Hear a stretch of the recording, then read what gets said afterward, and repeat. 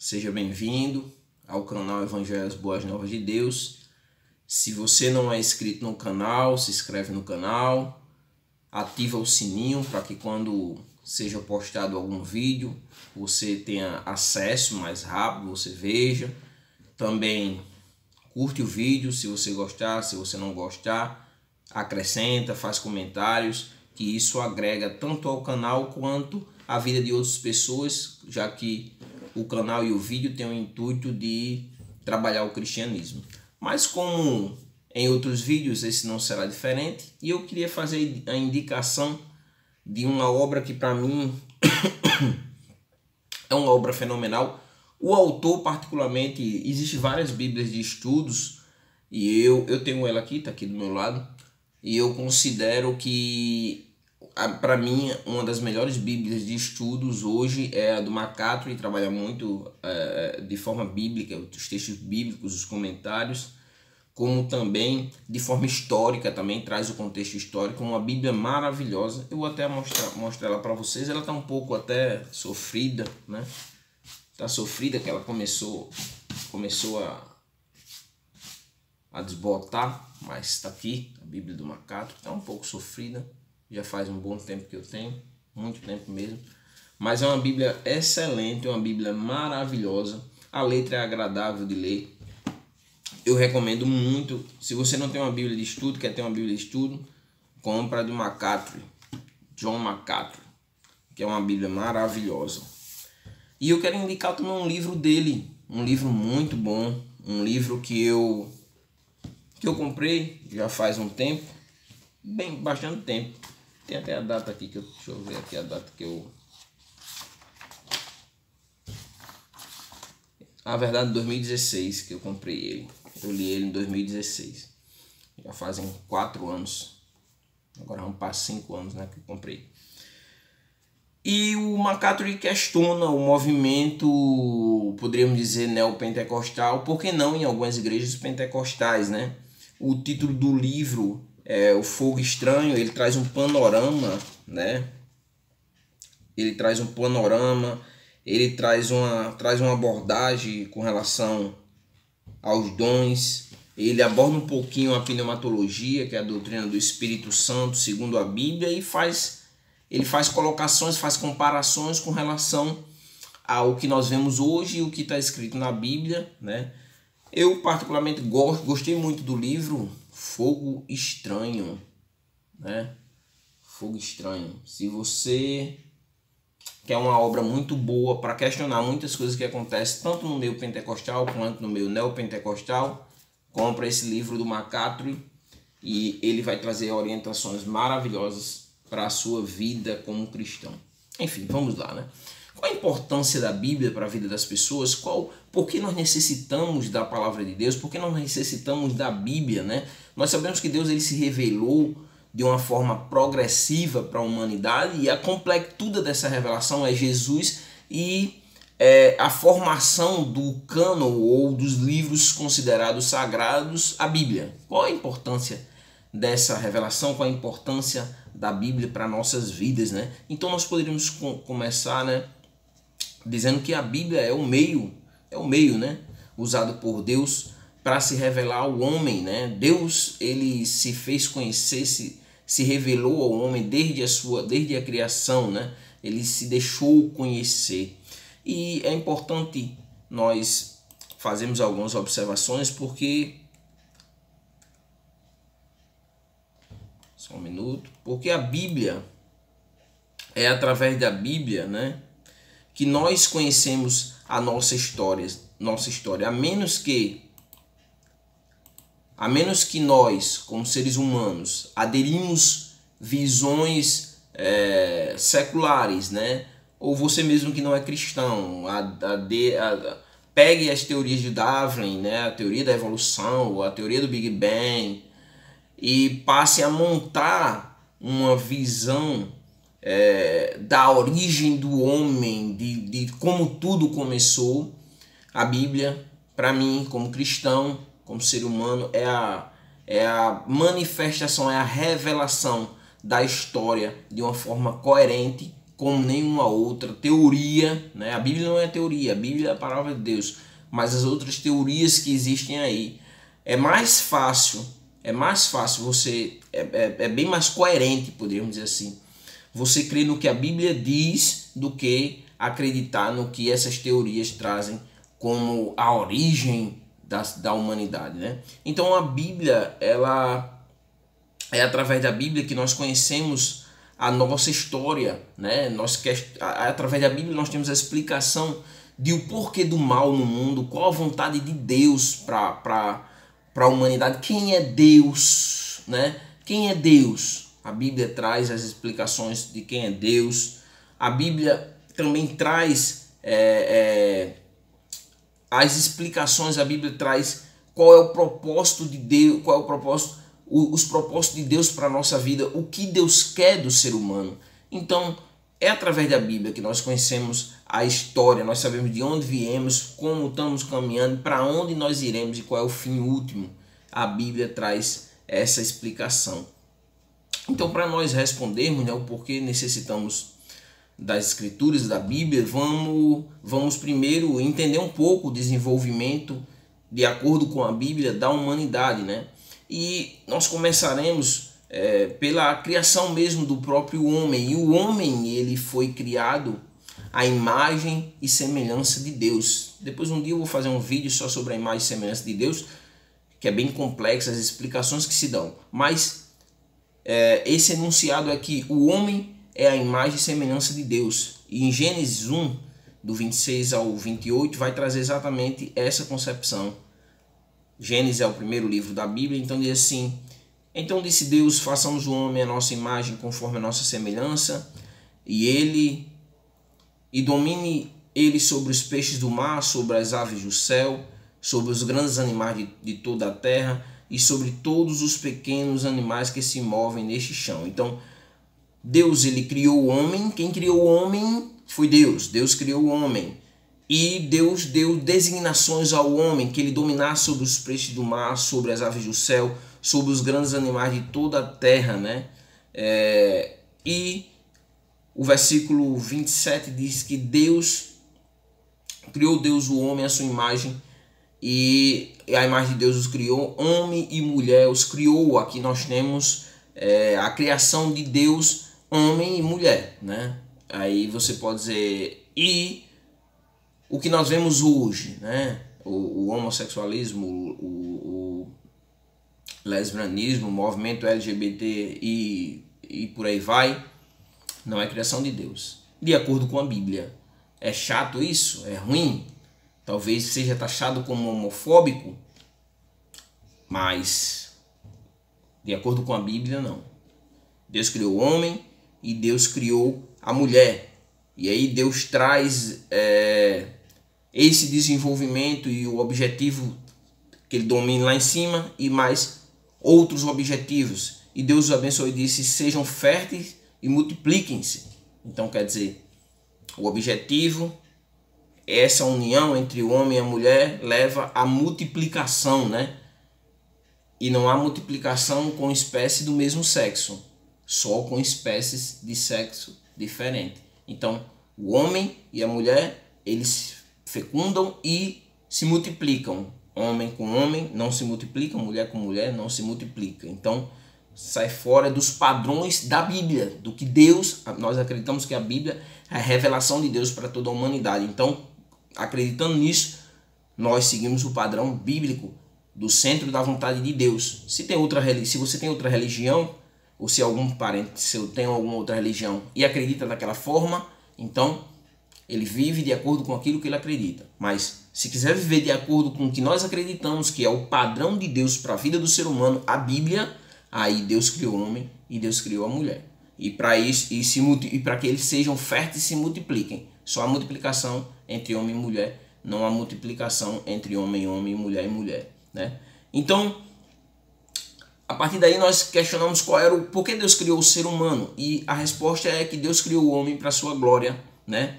E que nós, observando a criação, nós vemos Deus se revelando ao homem gradativamente. Então, Deus ele cria o homem e ele tem esse contato direto com o homem, ele traz orientações para a vida do homem, há uma comunicação, há uma pessoalidade entre o homem e Deus, uma comunicação direta entre Deus, entre o homem e Deus, né?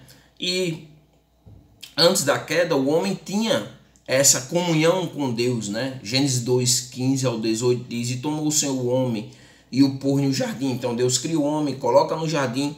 E qual era o objetivo? Para que ele lavrasse aquele jardim, para que ele guardasse aquele jardim.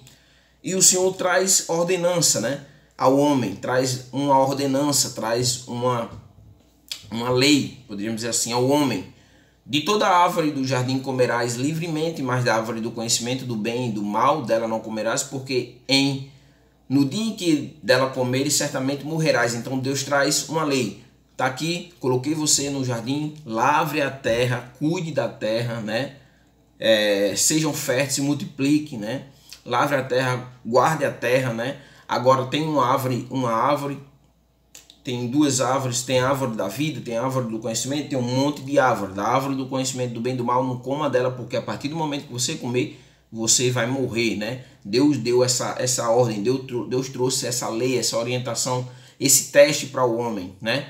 E também uma coisa interessante é que Deus observa lá que todos os outros animais eles tinham pares, né? Mas o homem não tinha pares, né? Então o que Deus faz? Deus vê que o homem estava só e diz: não é bom que o homem esteja só, falheis uma adjuntora idônea para ele. Então a questão de muitas vezes a solidão, né?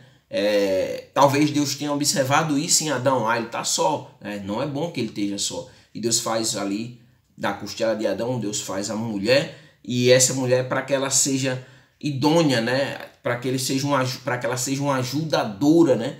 E aí nós poderíamos fazer algumas aplicações com relação a muitos casamentos hoje que não estão dando certo, ou até mesmo casamentos que às vezes vão de mal a pior, porque o objetivo de Deus para a mulher, o objetivo de Deus para o homem é desfocado, e muitas vezes a mulher quer tomar o lugar do homem, né? Tomar a frente, conduzir a família. E Deus deixou essa missão, Deus deixou essa obrigação para que o homem conduza a família, para que a mulher seja a sua ajudadora e para que ela seja idônea para com ele.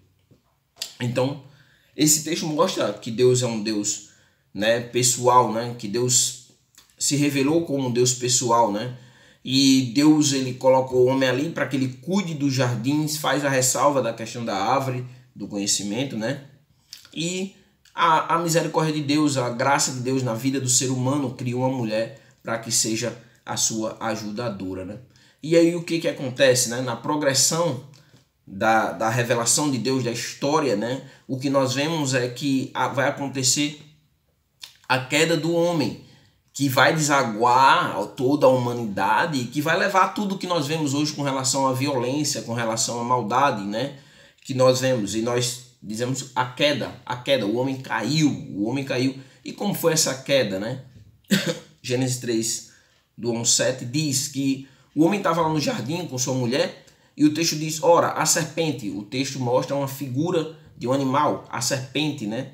A serpente era mais astuta que todas as alimárias do campo que o Senhor Deus tinha feito. E esta disse à mulher. É assim que Deus disse, quer dizer, chegou confundindo, né? Não comerás de toda a árvore do jardim, só que Deus não tinha dito que a mulher e o homem não poderiam comer de toda a árvore do jardim, mas que não poderiam comer da árvore do conhecimento do bem e do mal. Aí a mulher responde para a serpente: do fruto das árvores do jardim comeremos, mas do fruto da árvore do conhecimento, da árvore que está no meio do jardim, disse Deus: não comerás dele, nem nele tocareis, para que não morrais. Na verdade o texto Deus não tinha dito que não podia tocar, disse que não podia comer, né? Aí o que acontece? O que a serpente faz? Então a serpente disse à mulher: certamente você não vai morrer, porque ao contrário, Deus ele sabe que quando você comer desse fruto, os seus olhos serão abertos e o que vai acontecer? Vocês serão como Deus, vocês serão igual a Deus, né? E vocês vão ficar sabendo o bem e o mal. Então, na progressão, o que o texto diz? E viu a mulher que aquela árvore era boa, quer dizer, o inimigo, né, a serpente induziu a mulher para que ela tivesse um novo olhar, uma nova roupagem sobre aquilo ali. Até mesmo que acontece muitas vezes entre os cristãos, né? A contemporaneidade muitas vezes fica trazendo para o cristão, não é bem assim não, olhe dessa forma aqui, você tem um olhar muito mais, esse olhar muitas vezes que o cristão tem, que o mundo tenta desviar um olhar consciente, de acordo com a palavra de Deus, para um olhar mais secular, um olhar mais não cristão, leva o homem à queda, e esse texto traz muito bem isso, né? E a mulher começa, ela vê que a árvore é boa, era agradável aos olhos, era algo desejável, né? Desejável ali para o entendimento. Tomou do seu fruto, comeu e deu ao seu marido, e ele comeu com ela. E foram abertos os olhos de ambos e conheceram que estavam nus, e cozeram folhas da figueira e fizeram para si aventais. E quando Deus ele vem de novo com esse contato pessoal com o homem, ali vai começar uma joga-joga, né? O homem vai dizer que foi a mulher que Deus tinha dado, joga para ela, né? A mulher vai jogar para a serpente, né? A serpente já não tem mais para quem jogar porque é um inimigo, né? Então, Deus traz punições, e essa punição que Deus traz para o homem é a morte física, então o homem passa a morrer, dá a explicação por que o homem morre. A morte espiritual, quer dizer, o homem quebra esse contato direto que havia com Deus, sem intermediador, Deus falava com o homem respondia. No Jardim do Éden era Deus e o homem, mas aí vai quebrar isso e vai necessitar que haja um intermediador, porque Deus olha para o homem, né, na progressão das escrituras, nós vamos ver que Deus passa a olhar com o homem com um olhar de ira, né? Romanos trabalha muito bem isso, Romanos capítulo 1, versículo, caso não esteja enganado, 18, né? Que a ira de Deus se manifestou porque o homem pecou e Deus é santo, né? E essa santidade impede que Deus, a santidade de Deus, que é pura, né, faz com que quando ele olhe para o ser humano, ele veja um ser humano pecador, e aí Deus progressivamente na sua revelação para chegar a Cristo, vai mostrar meios para que o homem tenha acesso a ele, e agora não mais direto, mas através de terceiros, né, vai começar um desenvolvimento cultural, né, para que outros intercedam por ele, né, os sacerdotes passavam a fazer essa intercessão, né, entre o homem e Deus, né? E os profetas traziam a mensagem de Deus para o homem, não mais direto como era antes, né? Apesar que existem algumas passagens que são mais exclusivas, que Deus ele se revela ao homem direto, sem intermediador, que nós vemos isso diretamente nas escrituras, com Abraão, com Moisés. Deus tem esse contato direto com o homem, mas no geral é necessário um intermediador para fazer essa intervenção com o homem. E aí o homem é expulso do paraíso, como trabalha Gênesis 22, 24. Então disse o Senhor, eis que o homem é como um de nós, sabendo o bem e o mal. Ora, para que não estenda a sua mão e tome da árvore da vida, porque aí o homem passaria conhecendo o bem e o mal e nunca ia morrer, e come e vive eternamente, o Senhor Deus, pois, o lançou fora do jardim para lavrar a terra de que fora tomado, e havendo lançado fora o homem, pôs querubins no oriente do jardim do Éden, e uma espada inflamada que andava ao redor para guardar o caminho da árvore da vida. A partir daí a humanidade ela vai de mal a pior. Quando nós chegamos a Gênesis, isso de Gênesis capítulo 3, a queda do homem, já em Gênesis capítulo 4, nós vemos Caim matando Abel, um irmão matando o outro irmão. Quando nós chegamos em Gênesis, no capítulo 6, nós vamos ver que a humanidade, a maldade está impregnada já em Gênesis capítulo 6, ao ponto de Deus querer destruir toda a humanidade, e traz o dilúvio ali, e só é salvo Noé e sua família, né? Mas Deus também, misericordioso em sua revelação, ele traz uma promessa de uma restauração para a humanidade, que é o proto-evangelho. O evangelho já estava pregado desde o primeiro livro da Bíblia, né? Gênesis 3,15, após a queda, Deus diz, e porém inimizade entre ti e a mulher, e entre a tua semente e a sua semente, este te ferirá a cabeça e tu lhe ferirás o calcanhar, fazendo referência direto a Jesus Cristo, uma promessa da vinda de Jesus Cristo, que nós vamos ver isso progressivamente até chegar a Cristo. Nós vamos ver que esse enunciado vai se desenvolvendo e outras profecias fazendo alusão, trazendo esclarecimento de que esse será Jesus Cristo. Mas é interessante uma coisa, né? Às vezes é colocado que, para que alguém conheça a Deus, então ele precisa da Bíblia, né? Porque então ele se encontra no estado, se ele não conhece, como é que ele vai ter uma oportunidade de conhecer a Deus, né? E aí é interessante porque devido ao homem ter sido criado à imagem e semelhança de Deus, né? Mesmo sem que o homem tenha esse contato com a Bíblia, mesmo assim o homem tem conhecimento de Deus, está intrínseco dentro dele, né? E nós sabemos que após a queda, o homem vai passar a viver em um estado de condenação, né? Pelos seus pecados. Ele já nasce em estado de condenação, e todo ser humano é condenado pelos seus próprios pecados. É interessante dizer isso. O homem não é condenado por causa do pecado de terceiros, mas o homem é condenado por causa dos seus próprios pecados, né? E a partir da queda de Adão, todo homem nasce em estado de condenação. Romanos 3:23 trabalha muito bem isso, que todos os pecados destituídos estão da glória de Deus. Mas o homem, mesmo assim, ele tem conhecimento de Deus. Os céus declaram a glória de Deus. Os céus, eles apontam para Deus, né? O Salmo 19, versículo 4, diz: os céus declaram a glória de Deus e o firmamento anuncia as obras das suas mãos. Um dia faz declaração, a outro dia e à noite mostra sabedoria, a outra noite. Não há linguagem, nem fala, não se ouça a sua voz, né? A sua lei se estende por toda a terra e as suas palavras até o fim do mundo.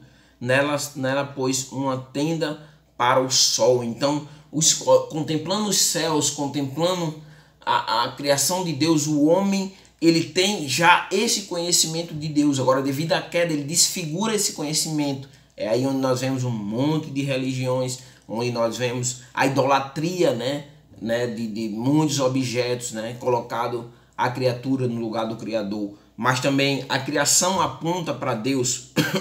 Romanos 1:20 diz: porque as suas coisas invisíveis, desde a criação do mundo, tanto o eterno poder como a sua divindade se estende e claramente se vê pelas coisas que estão criadas para que eles fiquem inexcusáveis. Então, a criação aponta para Deus. E o homem, ele não é inocente. O homem, mesmo sem as escrituras, ele é culpado. Ainda em Romanos, mostra que o homem tem consciência de Deus.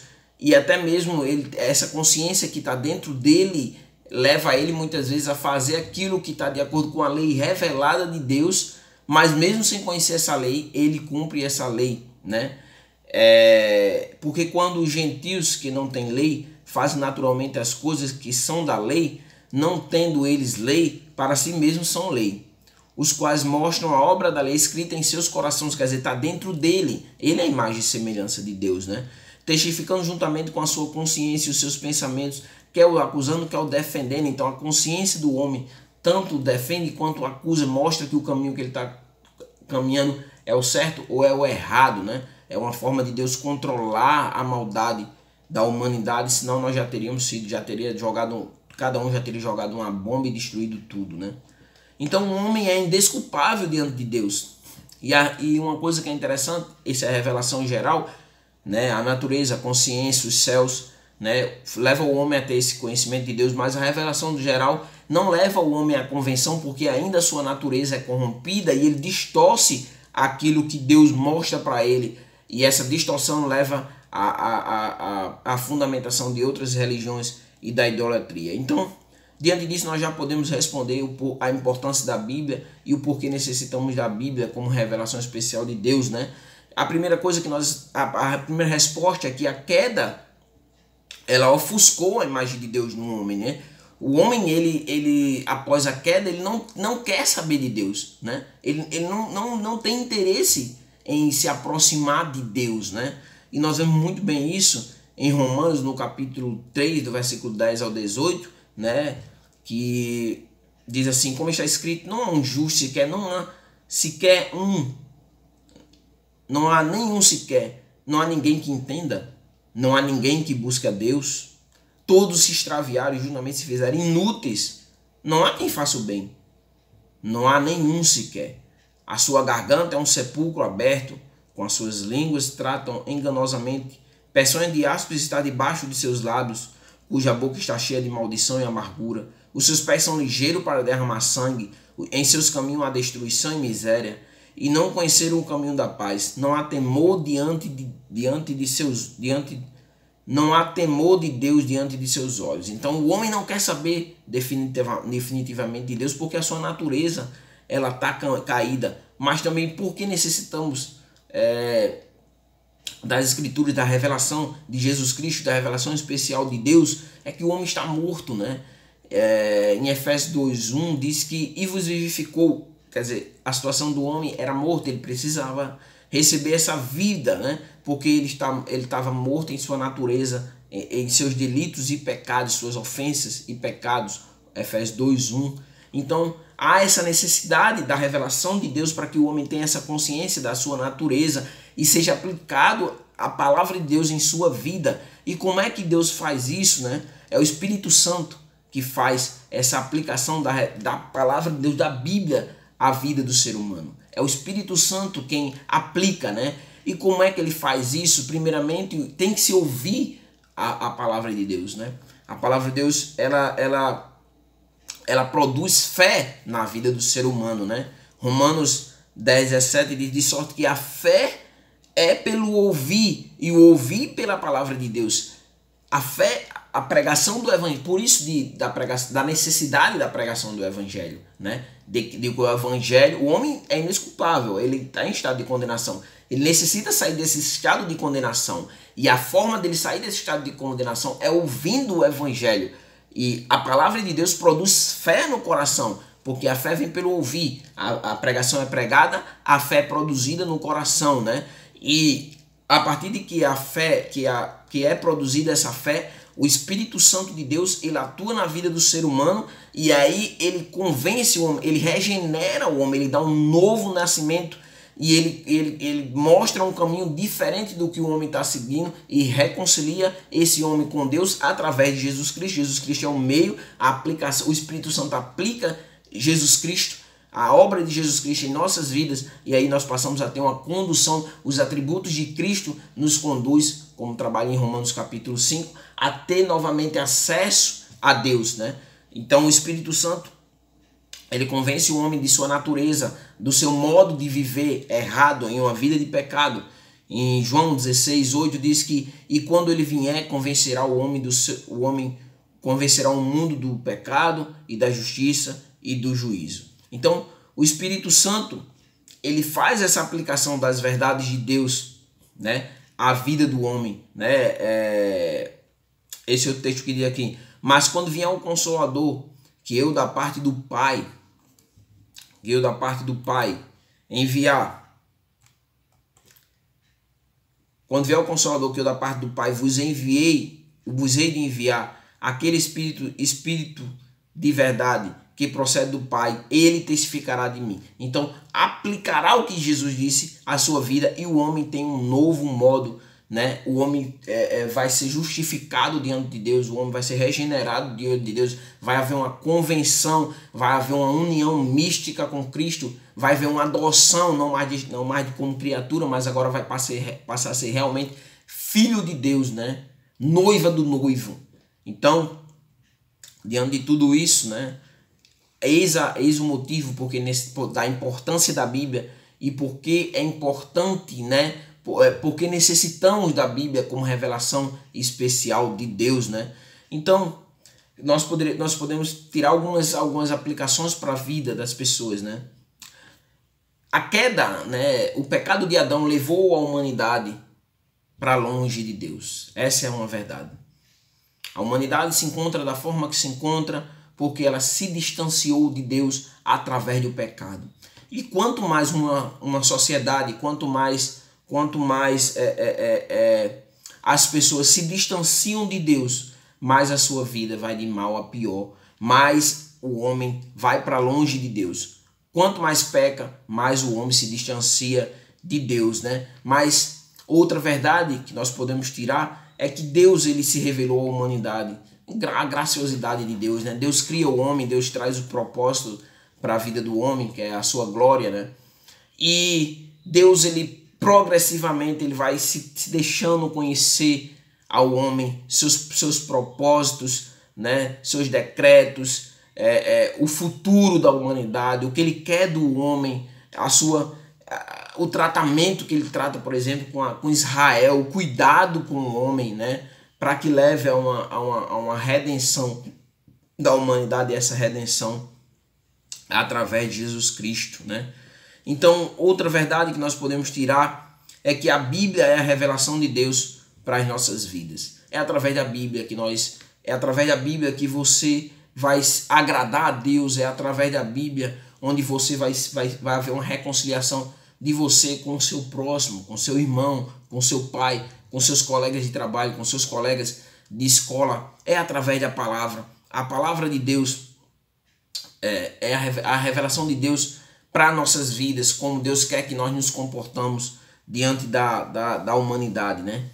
Outra verdade que nós podemos tirar é que Jesus é a revelação especial de Deus para a humanidade. É uma coisa que eu não entendo, não, meus irmãos, você que está ouvindo, né, pentecostal ou não, meu Deus, meus irmãos, pregue Jesus. Jesus é a completude da revelação especial de Deus. É Jesus o Salvador, é Jesus o caminho. Jesus é a verdade que leva o homem a Deus. Sabe, eu fico triste porque quando eu vou visitar muitas igrejas assim, o que eu vejo é quando chega o momento da palavra, quando chega o momento da mensagem, as pessoas falam de tudo menos de Jesus, meus irmãos. É Jesus. Não há necessidade de falar de outra coisa senão Jesus, que ele é o caminho que reconcilia o homem com Deus. Então Jesus é a revelação especial de Deus à humanidade. E para finalizar, a Bíblia é a boca de Deus para o homem.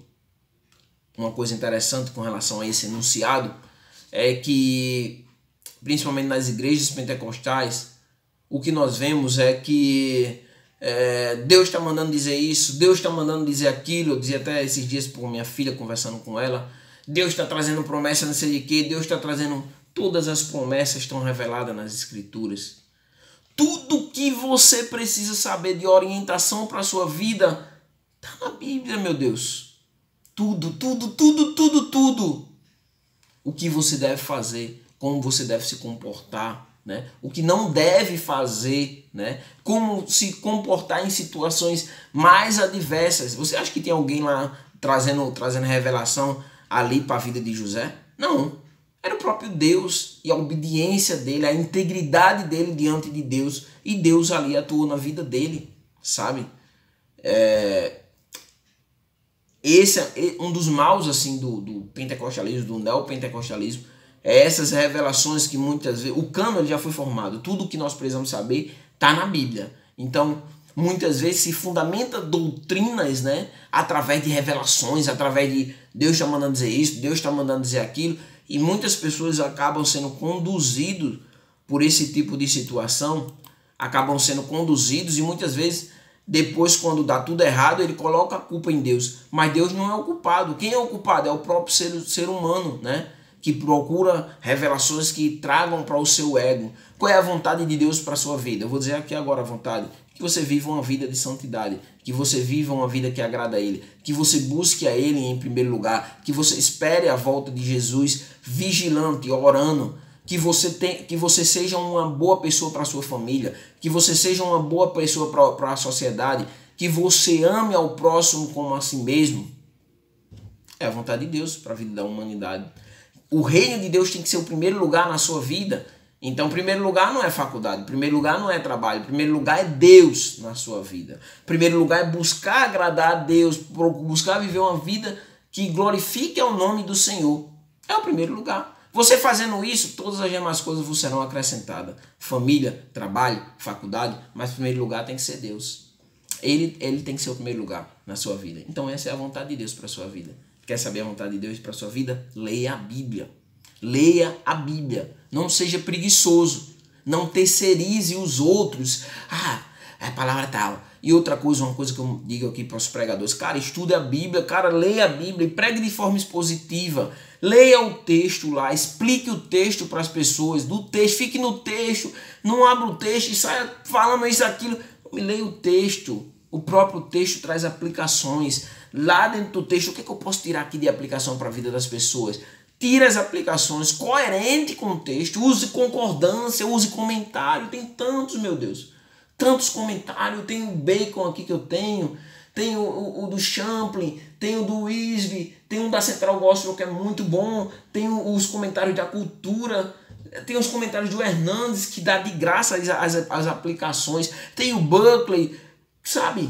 Tem um comentário do F.F. Bruce, tem muitos comentários. Pega os comentários e tira lá as aplicações. Não inventa, não tenta... Ah, meu Deus, não tenta, meu irmão, não tenta fazer isso. Importa, como disse João, para finalizar o vídeo, que ele cresça e que eu diminua. Eu tenho que diminuir e ele que tem que crescer.